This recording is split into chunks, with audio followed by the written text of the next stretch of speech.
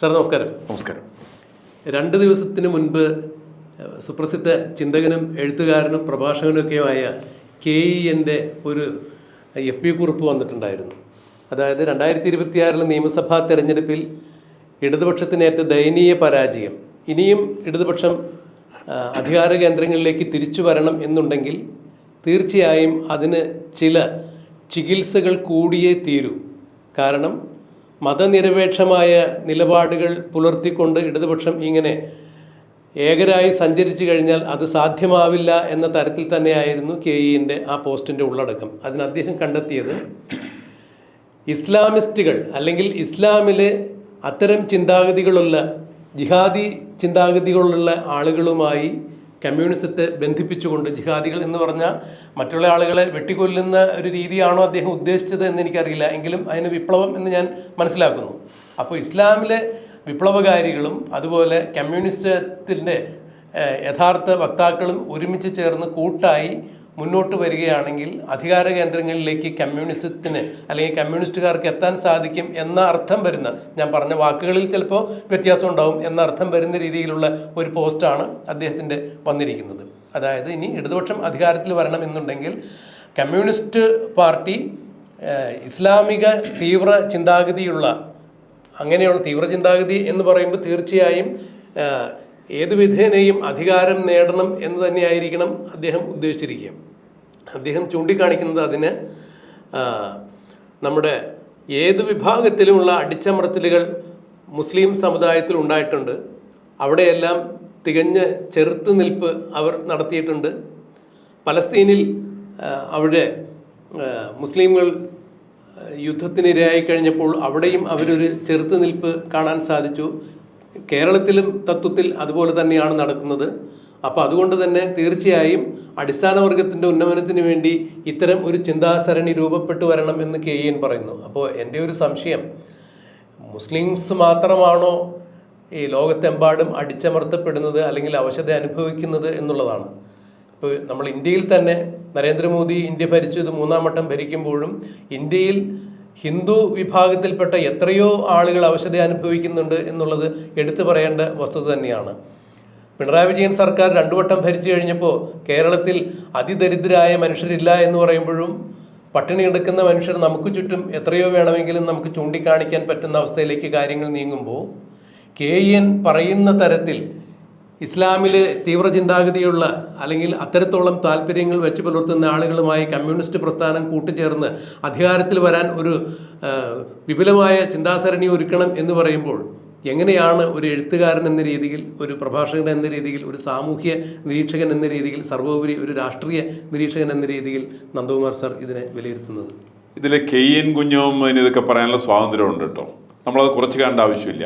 അദ്ദേഹം കേരളത്തിലെ ഇടതുപക്ഷത്തിൻ്റെ ഭാഗമായിട്ട് പ്രവർത്തിച്ച സമയത്തും സ്വത്ത് രാഷ്ട്രീയത്തെക്കുറിച്ച് സംസാരിച്ച ആളാണ്. അപ്പോൾ ഞാൻ ഇടയ്ക്ക് അദ്ദേഹം ഒന്നിച്ചൊരു ചാനലിൽ ചർച്ചയിലുണ്ടായിരുന്നു.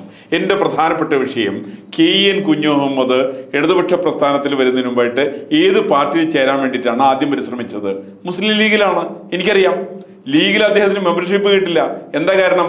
മുസ്ലിം ലീഗില് മുസ്ലിങ്ങളായിരിക്കുന്ന വരേണ്യവർഗത്തിൽപ്പെട്ടവർക്കാണ് മെമ്പർഷിപ്പ്. അവിടെ KEN കുഞ്ഞുമുഹമ്മദിന് കിട്ടില്ല.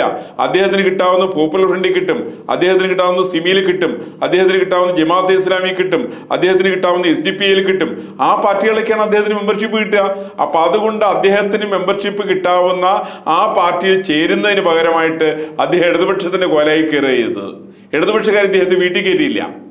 ഇടതുപക്ഷക്കാരെ സംബന്ധിച്ച് കേരളത്തിലെ സാഹിത്യ അക്കാദമിയുടെ അധ്യക്ഷ സ്ഥാനമോ അല്ലെങ്കിൽ കേന്ദ്ര സാഹിത്യ അക്കാദമിയിലെ അതിൻ്റെ മെമ്പർ സ്ഥാനമോ അല്ലെങ്കിൽ വേറെ ഏതെങ്കിലും സ്ഥാനമോ ഇദ്ദേഹത്തിന് കൊടുക്കാൻ വേണ്ടിയിട്ട് ഇടതുപക്ഷക്കാർ തയ്യാറായില്ല. കാരണം കമ്മ്യൂണിസ്റ്റുകാർക്ക് അടക്കമുള്ള ആളുകൾക്ക് ഇദ്ദേഹത്തിൻ്റെ സ്വത്ത് രാഷ്ട്രീയത്തിൻ്റെ പിന്നാമ്പുറം കഥകളെ സംബന്ധിച്ച് വളരെ വ്യക്തമായുള്ള ധാരണയുണ്ട്. ആ വ്യക്തമായുള്ള ധാരണ ഉള്ളതിൻ്റെ പേരിലാണ് അവർ ഇദ്ദേഹത്തെ മാറ്റി നിർത്തിയത്. ഇന്നിപ്പോൾ അദ്ദേഹം ഉന്നയിക്കുന്ന ആരോപണം പ്രധാനമായിട്ട് എന്താ? അദ്ദേഹം ഉന്നയിക്കുന്ന ആവശ്യം പ്രധാനമായിട്ട് എന്താ? മുസ്ലിം സമൂഹത്തിലെ ഒരു വിഭാഗവുമായിട്ട്, പ്രത്യേകിച്ച് ജിഹാദികളുമായിട്ട് കമ്മ്യൂണിസ്റ്റുകൾ സഖ്യം ഉണ്ടാക്കണം. ഈ തരത്തിൽ ആവശ്യം ഇന്ന് തുടങ്ങിയൊന്നുമില്ല. 1967 കാലത്തുണ്ടായിരുന്നു ഈ ഒരു ആവശ്യം. അങ്ങനെയുള്ള ഇമ്പിച്ചിവാവ കൂട്ടരതിനകത്ത് വന്നല്ലോ. ധാരാളം കമ്മ്യൂണിസ്റ്റ് പാർട്ടിയിൽ, ഞാൻ വേറെന്ന് പറയാറ്, മുസ്ലിം ലീഗിൽ പലപ്പോഴുമുള്ള ആളുകൾ വരേണ്യവർഗത്തിൽപ്പെട്ടവരായതുകൊണ്ടാകാം അവർ സംഘർഷത്തിന് പോകാറില്ല. മറിച്ച് സംഘർഷത്തിന് പോകുന്നത് അത് പോപ്പുലർ ഫ്രണ്ടാണ്, അത് സിമിയാണ്, അത് ജമാഅത്തെ ഇസ്ലാമിയാണ്, അത് SDPI ആണ്. ഈ പറയുന്ന ആളുകളെ സംരക്ഷിക്കുന്ന അവർ കൂടെ ചേരുന്ന ആളാണ് KN കുഞ്ഞു മുഹമ്മദ്. അതുകൊണ്ട് KN കുഞ്ഞു മുഹമ്മദിന് ഈ പറയുന്ന പിന്നാക്ക സമുദായത്തിന്റെ പേരിൽ അവരെ സംഘർഷത്തിലേക്ക് എത്തിക്കുന്ന കാര്യത്തിൽ വലിയ പങ്കുണ്ട്. അദ്ദേഹത്തിന്റെ ചില പ്രത്യയശാസ്ത്ര നിരൂപണങ്ങൾ അദ്ദേഹത്തിനുണ്ട്. ഈ സ്വത്ത് രാഷ്ട്രീയത്തെ സംബന്ധിക്കുന്ന അദ്ദേഹത്തിന്റെ വിശദീകരണങ്ങളുണ്ട്.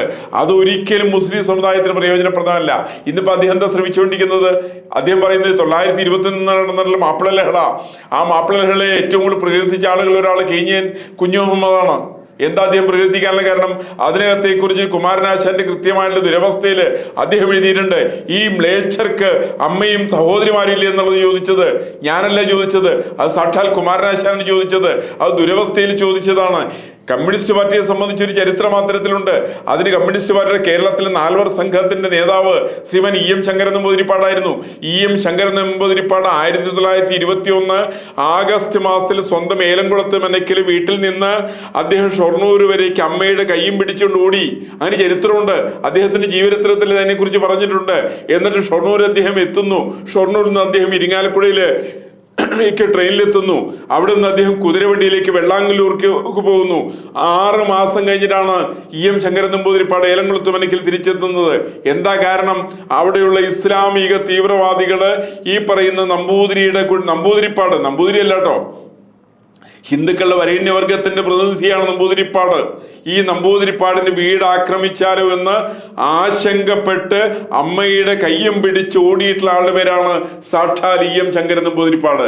അദ്ദേഹത്തിന്റെ വിരോധ ഭക്തി കൊണ്ടായിരിക്കാം, പിൽക്കാലത്ത് കമ്മ്യൂണിസത്തിലുള്ള അദ്ദേഹത്തിന്റെ ഏറെ താല്പര്യം കൊണ്ടായിരിക്കാം ഈ പറയുന്ന കാര്യങ്ങളൊക്കെ ഒരു കാർഷിക ലഹളയായിട്ട് അദ്ദേഹം പ്രഖ്യാപിക്കാനും അവർക്ക് പെൻഷൻ കൊടുക്കണം. ഈ പെൻഷൻ കൊടുക്കുന്നതിനകത്തൊരു തന്ത്രമുണ്ട്. പെൻഷൻ കൊടുക്കുന്നത് നമ്മൾ ധരിക്കുന്ന പോലെ നിഷ്കളങ്കമായുള്ള ഭാവമല്ല.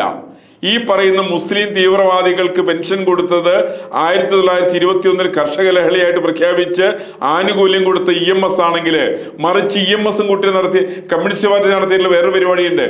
പുന്നപ്ര വയലാറിലെ സമരം, ഒരു പെണ്ണ് കേസിന്റെ പേരിൽ ഉണ്ടായിട്ടുള്ള പുന്നപ്ര സമരം, ഒരു 2 മുതലാളിമാര് തമ്മിലുണ്ടായിട്ടുള്ള വയലാർ സമരം. ഈ 2 സമരങ്ങളെയും വെള്ളപൂശിക്കൊണ്ട് അവർക്ക് 1000-ൽ പരം വരുന്ന ആളുകൾക്ക് 8 കോടി രൂപയിൽ പരം കേരളത്തിന്റെ ഖജനാവിൽ നിന്ന് പെൻഷൻ കൊടുക്കാൻ തീരുമാനിച്ചത് അത് മുസ്ലിം ലീഗും കൂടി ചേർന്നുകൊണ്ടാ. അത് സാക്ഷാൽ CH മേനോൻ മുഖ്യമന്ത്രി ആയിരിക്കുന്ന കാലത്ത് മുസ്ലിം ലീഗും കൂടി ചേർന്നുകൊണ്ട്, കോൺഗ്രസും കൂടി ചേർന്നുകൊണ്ട് എടുത്തുള്ള തീരുമാനമാണ്. ഇത് കമ്മ്യൂണിസ്റ്റുകാർക്കറിയാം, ഇത് KN കുഞ്ഞു മുഹമ്മദിനറിയാം.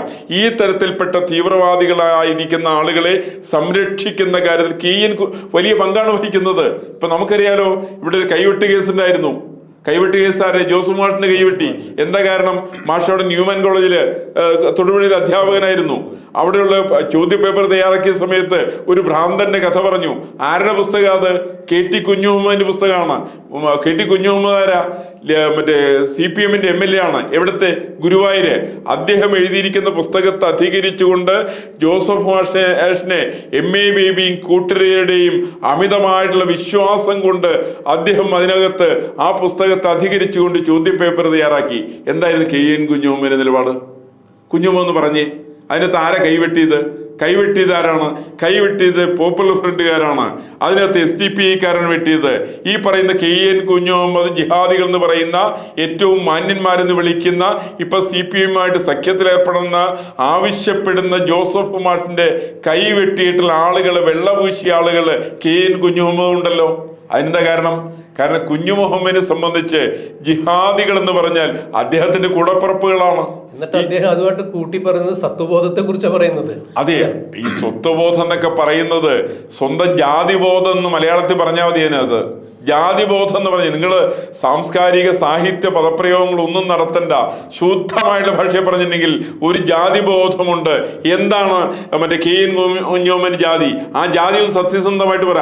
ജാതി എന്നെ കൊണ്ട് പറയിപ്പിക്കണ്ട. അല്ല, അത് സാർ അദ്ദേഹം അതിനെ ന്യായീകരിക്കുന്നത് ഇങ്ങനെയൊരു കാര്യം വെച്ചിട്ടുണ്ട്. കാരണം എവിടെയും അടിസ്ഥാന വർഗത്തിൻ്റെ അടിച്ചമർത്തലുകൾക്കെതിരെ നിലകൊള്ളുന്നത് എപ്പോഴും ഇത്തരത്തിലുള്ള ആളുകൾ തന്നെയാണ്. അതിൻ്റെ ഇടതുപക്ഷ പ്രസ്ഥാനം അതിൻ്റെ വക്താക്കളാണ്. അടിയാള വർഗത്തിൻ്റെ അടിസ്ഥാന വർഗത്തിൻ്റെ ഉദ്ധാരണത്തിന് വേണ്ടി രൂപം കൊള്ളുകയും അതിനുവേണ്ടി അശ്രാന്തം പോരാടുകയും ചെയ്യുന്ന ഇടതുപക്ഷം ഇതുപോലെ തന്നെയാണ്. അടിച്ചമർത്തപ്പെടുന്നതിന് വേണ്ടി നിലകൊള്ളുന്ന സത്വബോധമുള്ള ആളുകൾ തന്നെയാണ് ഇസ്ലാമിസ്റ്റുകൾ അല്ലെങ്കിൽ ഇസ്ലാം ചിന്താഗതിക്കാർ. ഈ രണ്ട് ചിന്താഗതിക്കാരും കൂടി ചേർന്ന് കഴിഞ്ഞാൽ തീർച്ചയായും അടിമത്ത മനോഭാവത്വത്തിനും അനീതിക്കുമെതിരെ പോരാടി വീണ്ടും കമ്മ്യൂണിസ്റ്റ് പ്രസ്ഥാനത്തിന് കേരളത്തിൽ അധികാരം പിടിക്കാൻ സാധിക്കും എന്ന് തന്നെയാണ് അദ്ദേഹം പറഞ്ഞിരിക്കുന്നത്. അദ്ദേഹത്തിന്റെ ഒരു ചെറിയ സംശയമുള്ളത്, ഇപ്പൊ ഇദ്ദേഹം പറയുന്ന അടിസ്ഥാന വർഗം എന്ന് പറയുന്ന ജിഹാദികളുണ്ടല്ലോ, ഈ ജിഹാദികൾക്കും ഇസ്ലാമിക വരേണ്യവർഗത്തിനും ഒരേ സംവരണമാണ് കിട്ടുന്നത്. അങ്ങനെയാണല്ലോ ഈ പറയുന്ന ജിഹാദികളായിരിക്കുന്ന പിന്നാക്കക്കാരായിരിക്കുന്ന കഷ്ടപ്പാട് അനുഭവിക്കുന്ന ഒസാൻ വിഭാഗത്തിൽപ്പെട്ട പിസ്ലാൻ വിഭാഗത്തിൽപ്പെട്ട സാധാരണക്കാരായിരിക്കുന്ന മുസ്ലിങ്ങൾ അവരുടെ ആനുകൂല്യങ്ങൾ മുഴുവൻ അടിച്ചു മാറ്റുന്ന ആരാണ്? സംവരണത്തിന്റെ പേരിൽ. അത് തങ്ങളുമാരല്ലേ, അത് കോയമാരല്ലേ, അത് റാവുത്തരുമാരല്ലേ? കേരള ഹൈക്കോടതി ജഡ്ജിമാർ കണക്കുന്നെടുത്ത് നോക്ക്. അവർ ജാതി ഒന്ന് പരിശോധിക്കേ. മുസ്ലിങ്ങളായിരിക്കുന്നതിൽ എത്ര പേരാണ് റാവുത്തരല്ലാത്തവരുള്ളത്? സാർ, ഇവിടെ മറ്റൊരു കാര്യം കൂടി നമ്മൾ എടുത്തു കാണേണ്ടതുണ്ട്. ഇപ്പോൾ ഈ KN പറയുന്ന ഈ ഇത്തരത്തിലുള്ള സത്വബോധമുള്ള ആളുകളെ ഒരു കാരണവശാലും മുസ്ലിം വിഭാഗത്തിലെ ഒരു പറ്റം ആളുകൾ ഇപ്പോഴും അംഗീകരിക്കുന്നില്ല എന്നുള്ളത് എടുത്തു പറയേണ്ട അവസ്ഥ തന്നെയല്ലേ? അല്ല, അംഗീകരിക്കാൻ സാധ്യമല്ല അവർക്ക്. കാരണം ഈ സ്വത്വബോധത്തെ കുറിക്കുന്ന ഇദ്ദേഹത്തിന്റെ സങ്കല്പങ്ങൾക്ക് ഒരു ശാസ്ത്രീയ പിൻബലമില്ല, ശാസ്ത്രീയ അടിത്തറയില്ല. ഇദ്ദേഹം പറയുന്നത് തികച്ചും ജാതിവാദമാണ്. പിന്നാക്ക സമുദായത്തിന്റെ പേര് പറഞ്ഞുകൊണ്ട് മുന്നാക്ക സമുദായത്തിന്റെ കാര്യങ്ങൾ എത്തിച്ചു കൊടുക്കുന്ന ഒരു മീഡിയേറ്ററുടെ പണിയാണ് KN കുഞ്ഞുമ്മ എടുക്കുക. ഞാൻ വേറൊന്ന് പറയട്ടെ, മുസ്ലിങ്ങൾ സംവരണം കൊടുക്കുന്നുണ്ട്, അത് സാധാരണക്കാരന് കൊടുക്കുന്നു, ആർക്കും വിരോധമൊന്നുമില്ല. പക്ഷെ എന്തിനാണ് തങ്ങൾക്ക് സംവരണം കൊടുക്കുന്നത്? എന്തിനാണ് പാണക്കാട് തങ്ങൾക്ക് സംവരണം കൊടുക്കുന്നത്? എന്തിനാണ് സമ്പന്നന്മാരായിരിക്കുന്ന ജിഫ്രി തങ്ങൾക്ക് മറ്റുള്ളവർക്ക് സംവരണം കൊടുക്കുന്നത്? ഇത് സാധാരണക്കാരന് കൊടുക്കാനായിട്ട് ഒന്ന് KN കുഞ്ഞുമ്മ ഒന്ന് പറഞ്ഞു നോക്ക്, അതൊന്ന് കമ്മ്യൂണിസ്റ്റുകാരോട് ചേർന്ന് പറഞ്ഞു നോക്ക്. അങ്ങനെ പറഞ്ഞാൽ താങ്കളുടെ കയ്യും കാലും ഉണ്ടാവും എന്നുള്ളത് എനിക്ക് വലിയ ബലമായുള്ള സംശയമുണ്ട്. സാർ, ഇവിടെ വേറൊരു കാര്യം കൂടി എടുത്തു പറയേണ്ട ഒരു കാര്യം, ഈ എപ്പോഴും മതനിരപേക്ഷമായ നിലപാടുകളെ ഉയർത്തിപ്പിടിക്കുകയും മതേതരത്തിന്റെ വക്താക്കളാണ്, നവോത്ഥാനത്തിന്റെ വക്താക്കളാണ്, പുരോഗമനത്തിന്റെ വക്താക്കളാണെന്ന് പറയുന്ന ഇടതുപക്ഷം ഇസ്ലാമിക ആശയങ്ങളുമായി ചേർന്ന് പോകണം, അല്ലെങ്കിൽ ഇസ്ലാമിലെ സത്വബോധമുള്ള ആളുകളുമായി ചേർന്ന് പോകണം എന്ന് പറയുമ്പോൾ കമ്മ്യൂണിസത്തെ ഉദ്ധരിക്കുന്നതിന് വേണ്ടി ഇസ്ലാമിസം അതിൽ ചേർക്കണം എന്ന് പറയുമ്പോൾ അക്ഷരാർത്ഥത്തിൽ അത് കമ്മ്യൂണിസ്റ്റുകാരെയും കളിയാക്കുന്നതിന് തുല്യന്നല്ലേ? കമ്മ്യൂണിസ്റ്റുകാരെ കളിയാക്കാൻ വേണ്ടിയിട്ട് പ്രത്യേകിച്ചൊന്നും ഇല്ല കേട്ടോ. കാരണം കമ്മ്യൂണിസ്റ്റ് എന്ന് പറയുന്ന സാധനം ലോകത്തിൽ നിന്ന് അപ്രത്യക്ഷമായി കഴിഞ്ഞു. ഇനിയിപ്പോൾ അവശേഷിക്കുന്ന ജിഹാദികളാണ്. ആ ജിഹാദികളും കമ്മ്യൂണിസ്റ്റുകളും ഒന്നാണെന്നുള്ള വരുത്തി തീർക്കാനുള്ള പരിശ്രമം അതാണ് ഇദ്ദേഹം KN കുഞ്ഞുമ്മ നടത്തുന്നത്. കാരണം KN കുഞ്ഞുമ്മ പിന്നാക്ക സമുദായത്തിൽപ്പെട്ട ആളാണ്. അദ്ദേഹത്തിന് ജിഹാദി താല്പര്യങ്ങളുണ്ട്. അങ്ങനെ താല്പര്യങ്ങളുള്ള ആൾക്ക് ഞാൻ കമ്മ്യൂണിസ്റ്റാണ്, ജിഹാദിയാണ്, ഞാൻ പിന്നാക്ക സമുദായക്കാരനാണ് എന്ന് വരുത്തി തീർക്കാനുള്ള ശ്രമം എന്നുള്ളതിന്റെ അപ്പുറത്ത് ഇതിനൊരു പ്രാധാന്യവും ഞാൻ കാണുന്നില്ല. അക്ഷരാർത്ഥത്തിൽ പിണറായി വിജയനെ ജിഹാദിന്റെ പാതയിലേക്ക് ക്ഷണിക്കുകയാണ് അധികാരം പിടിക്കാൻ വേണ്ടി KN എന്ന് പറഞ്ഞാൽ അതിൽ തെറ്റുണ്ടോ? ഒരു തെറ്റില്ല, അതാണ് ശരി. പിണറായി വിജയനെ കൊണ്ടും ഗോവിന്ദൻ മാഷിനെ കൊണ്ടും അല്ലെങ്കിൽ MA ബേബിയെ കൊണ്ടും ജിഹാദിന്റെ പാതയിലേക്ക് അവരെ കൂടി നയിപ്പിക്കുന്ന ഒരു പരിപാടിയാണ് അത് KN കുഞ്ഞുമുഹമ്മദ് എടുക്കുന്നത്. കമ്മ്യൂണിസ്റ്റ് പാർട്ടി അതിനെ തള്ളിക്കളയുമെന്നാണ് ഞാൻ വിശ്വസിക്കുന്നത്.